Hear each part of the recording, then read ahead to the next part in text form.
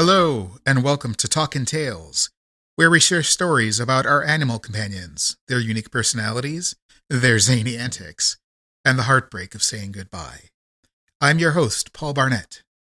We're going to start these first few episodes talking about some of my animal companions.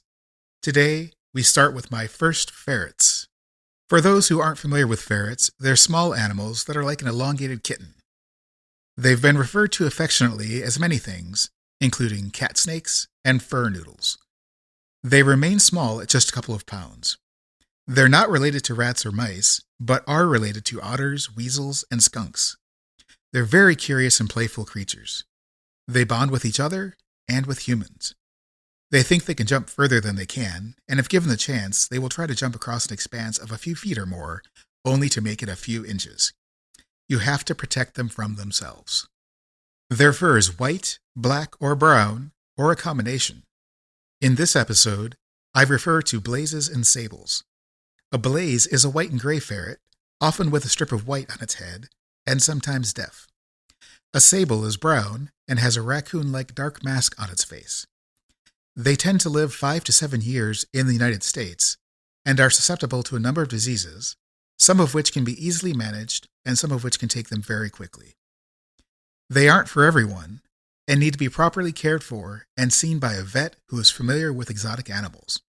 You can learn more about them online or by visiting your local ferret rescue. And now, on to my first ferret.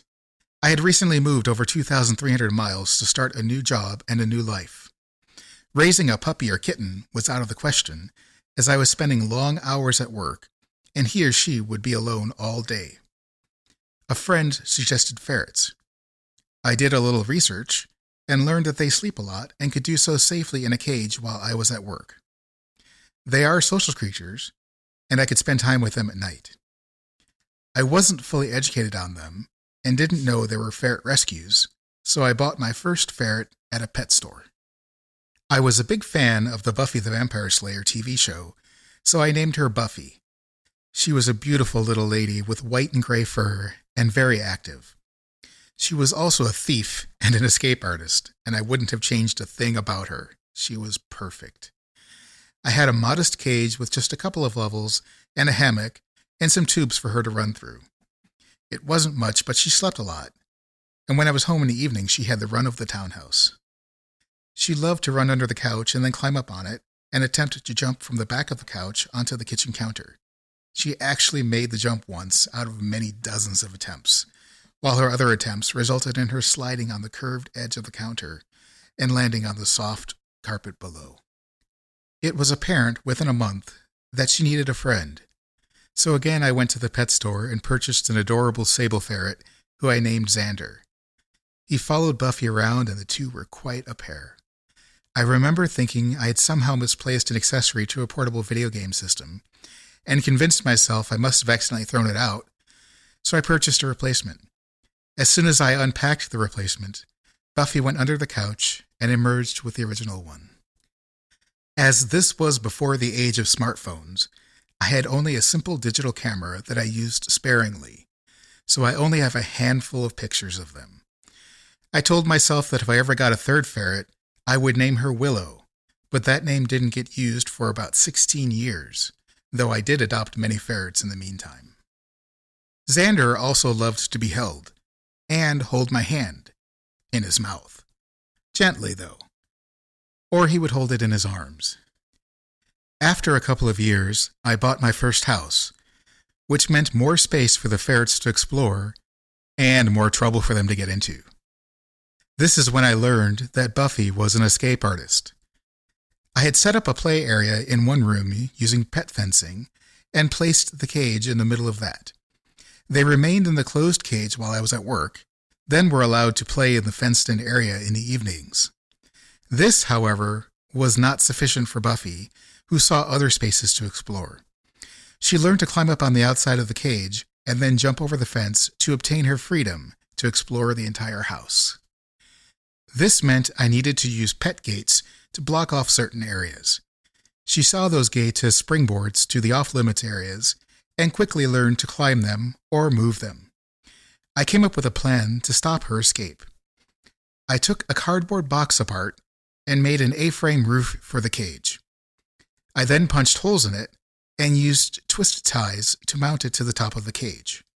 However, this little lady watched me and was devising a plan of her own. I wish I had video of this, because I wouldn't believe this if I hadn't seen it with my own eyes. When I finished tying the last twist tie, Buffy went into the cage, went to the first twist tie, grabbed it with her teeth, and pulled until it unwound. She then went to the next twist tie and did the same thing, and repeated this for each one, in the order I tied them. When she was done, she went back outside of the cage, climbed the outer wall, pushed the cardboard roof off, and jumped over the fence. My only option for that day was to close her in the cage until I figured something else out. Not even that worked.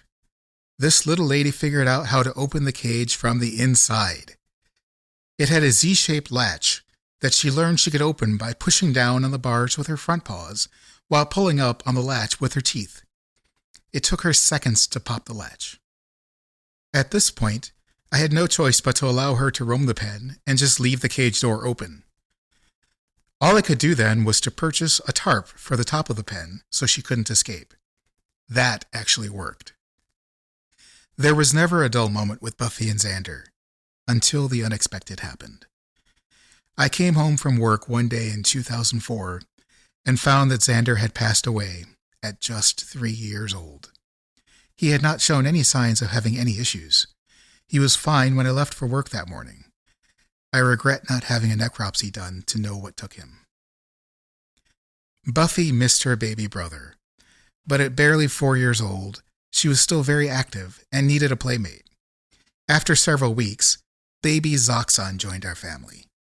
I named him Zoxon because I wanted the Z sound in honor of Xander, but his paws were all white, so it looked like he had socks on. He was ablaze and deaf, and had lots of energy. Buffy knew how to manage him, though, and they quickly became friends.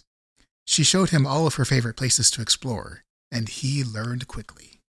In early 2008, at just about 7 years old, Buffy started to slow down. Her fur had turned all white, and she had a mass growing in her stomach.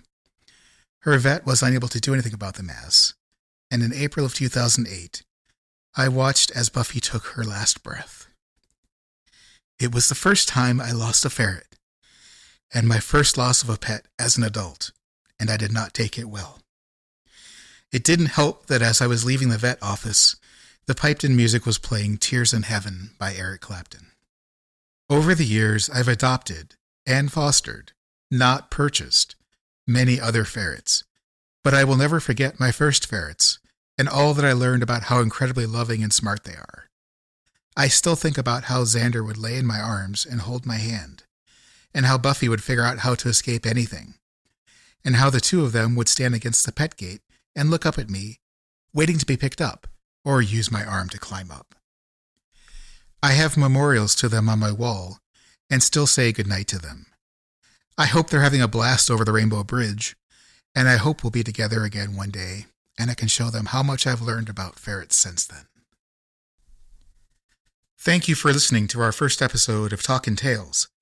If you'd like to share a story about a special pet, visit us at talkintalespodcast.com or reach out to us on Twitter at Talkin' Tales. That's TalkinTails.